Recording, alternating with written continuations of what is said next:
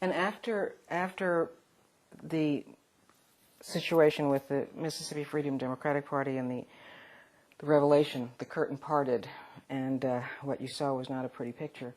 As I understand it, you made some decisions about leaving the area.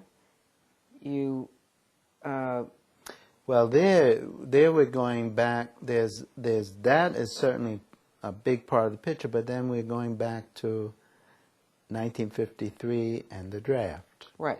Right, because when I get involved in the protest against the war, finally in 1966 I get a notice to report, and so I decide I need to take a break here.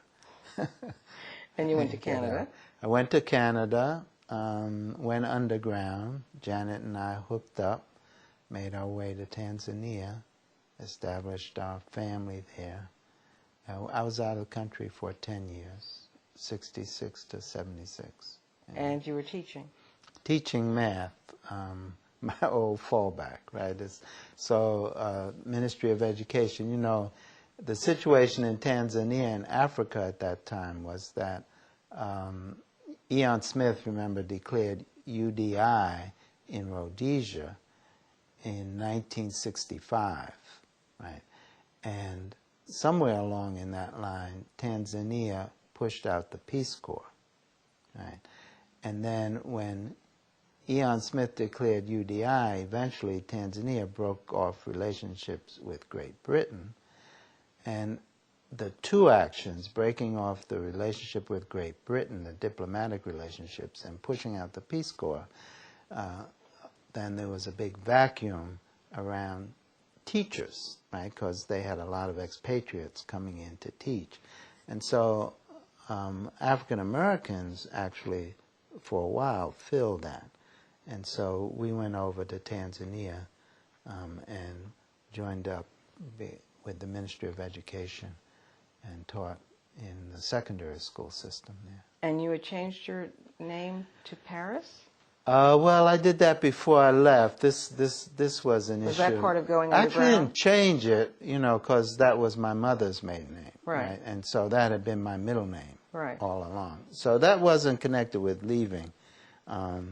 Actually leaving, I just got a whole nother identity in Canada. But in SNCC, after the summer project, there was an issue that was dealing with media. And I was a prime candidate to be a media person for SNCC because of the summer project. But I didn't want to be a media person, and I didn't think SNCC should go that way. So dropping my last name was an easy way to do that, right? Because as soon as you do that, you no longer can become a media person, because if they have to stop and say, well, what is his name and why did he change it, then you can't become a media person. Okay. So SNCC did get its media people, you know, Stokely and Rapp, they became, Right, yeah.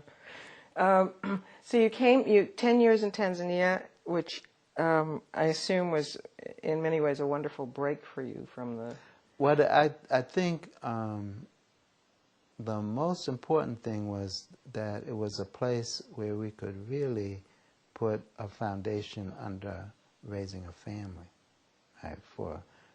In rural, you know, Tanzania where we were, it was a wonderful place, and the other part was to be removed from all the different currents that were, you know, riling the states during that period. If you think of the period from 1967, right, on through 1976, right, the assassinations, different movements and everything. Right. So I was happy to not be part of all of that.